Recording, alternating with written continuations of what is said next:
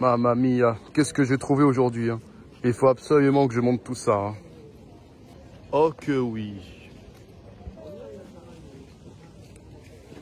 Salut, c'est Malux et on se retrouve pour une nouvelle vidéo. Cette fois, c'était pas prévu. Et oui, j'ai fait une brocante. La semaine dernière, j'ai trouvé énormément de choses. De foot, je vais vous montrer tout ça parce que c'est complètement fou ce que j'ai trouvé. Surtout pour le prix auquel j'ai eu tout ça, c'est complètement improbable. Regardez, le sac, il est rempli. Comme sur la vidéo d'annonce du début de vidéo. Allez, on va ouvrir tout ça. On va prendre un par un les trucs. On va commencer par le premier article. Mais c'est le dernier que j'ai trouvé. Cette écharpe du FC Nantes, du match contre Nice, la finale de Coupe de France 2022, auquel j'ai pu assister. J'ai pu la récupérer pour 1 €, donc ça coûte moins cher que le souvenir au stade. Et puis avant le match, on savait pas si ça allait être une victoire de Nantes ou une défaite. Donc en tout cas, souvenir récupéré, mission accomplie. Et dernier truc avant de passer sur du lourd.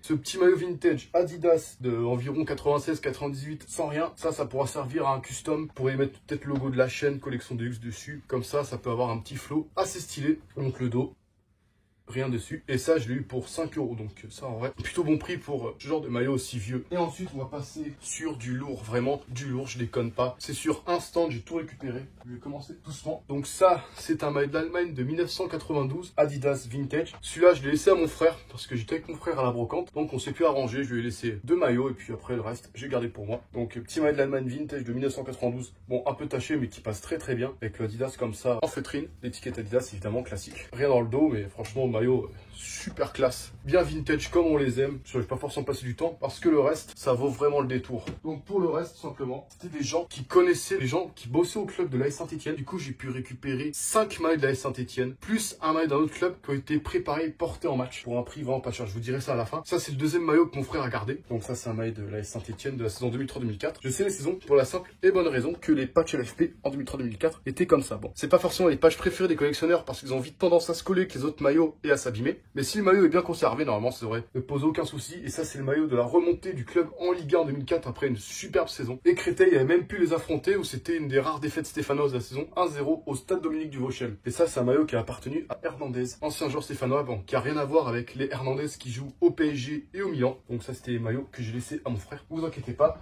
il y aura du très très lourd par la suite. Bon, on va répéter un peu la même chose. Le même maillot, cette fois avoir évidemment que le même patch, les mêmes sponsors. Cette fois, il est floqué Vincent Ognon, qui est un joueur qui a quand même marqué l'époque stéphanoise, Ligue 2, retour en Ligue 1 2005 avec les Erita Ilunga, Frédéric Piquion, Lilian Compan et j'en passe, que des joueurs vraiment. Les premiers albums Panini, c'était vraiment à cette époque-là, ça me rappelle énormément de souvenirs. J'ai pas forcément énormément d'affect pour l'AS Saint-Etienne, mais pour ces maillots-là, j'en ai énormément parce que c'est là où j'ai commencé un peu à suivre le foot il y a presque 20 ans. Et on va continuer encore avec des maillots encore plus vintage. Celui-là, c'est le Umbro de la saison précédente. Regardez, le patch LFP, c'est pas le même. Celui-là, il est en feutrine et ça, j'adore. J'adore les couleurs, elles sont trop belles. Franchement, j'adore ces patchs LFP. Surtout que là, ce maillot, c'est un manche longue, c'est un banger. Le maillot, c'est une tuerie, il est incroyable. Avec les sponsors RMC et Alliance Intérim. Et le Umbro et petit filigrane de couleurs. Franchement, incroyable.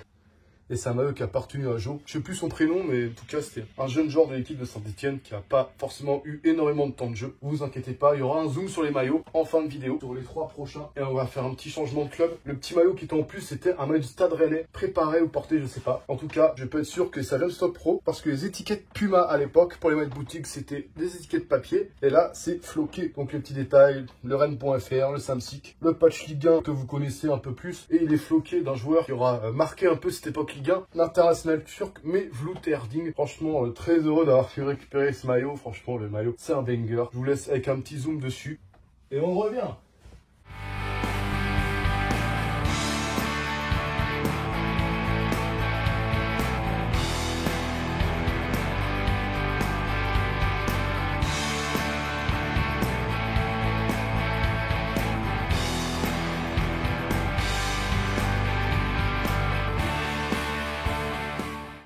Allez, on va passer au suivant, que vous allez connaître un peu, j'imagine. Parce que pour le coup, tous les maillots, c'est des maillots de la même époque. J'ai récupéré ce maillot 2003-2004, pareil, même détail que les autres, mais en manche longue. Celui-là aussi est magnifique. Les maillots manche longue, déjà, je kiffe. Là, de fait d'en avoir récupéré d'un club mythique comme l'AS Saint-Etienne. Enfin, j'avoue que j'ai récupéré ces maillots au moment de la vidéo, c'est pas forcément au moment où je l'ai eu de récupérer le maillot. Ces maillots ont été récupérés 2 jours après la défaite 8-0 contre le l'OGC Nice. Mais ça, c'est un maillot qui aurait été probablement porté par Morestin. Je sais plus son prénom, mais c'est pas forcément des joueurs qui ont énormément joué cette saison-là. Regardez les traces, ça témoigne probablement que le maillot était porté. Mais aussi, ce que je kiffe, c'est que tout est sublimé à part le flocage. Le du Harig, il est sublimé. Le Saint-Etienne Métropole. Le groupe Sagma aussi. Franchement, maillot incroyable. Et je vais vous laisser sur un petit zoom.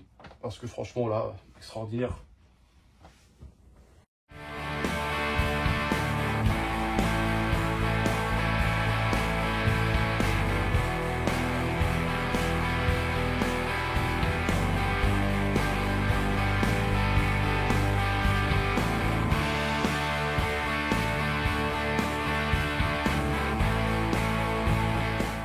On se laisse un petit dernier pour la fin parce que celui-là aussi il est incroyable, même si vous l'avez déjà vu dans la vidéo. Et allez, cette fois c'est le dernier, c'est le maillot de la saison 2002-2003, pareil que l'autre, mais sauf que là le logo Alliance Intérim n'est pas le même parce que l'autre, les contours ont été faits. Là tout a été posé directement un peu à la bourrin. Bon, on voit qu'il a été un peu délavé, risque un peu de s'abîmer. Et alors celui-là, le flocage, regardez les patchs, encore une fois magnifique, et il était préparé ou porté par Alex, le Brésilien de l'AS Saint-Etienne qui aura fait chavirer le stade Geoffroy Guichard au début des années 2000, même si là, à cette époque-là, en 2003, le meilleur moment était passé pour lui. Il aura été indirectement impliqué dans la malheureuse affaire des faux passeports parce que le joueur a été considéré comme portugais et il y avait des quotas d'extra-communautaires par club et Saint-Etienne pour essayer de contourner un peu. Ils avaient considéré le joueur brésilien comme un joueur portugais. Et là, je vous laisse sur le zoom de ce magnifique maillot. Regardez-moi ça, c'est extraordinaire.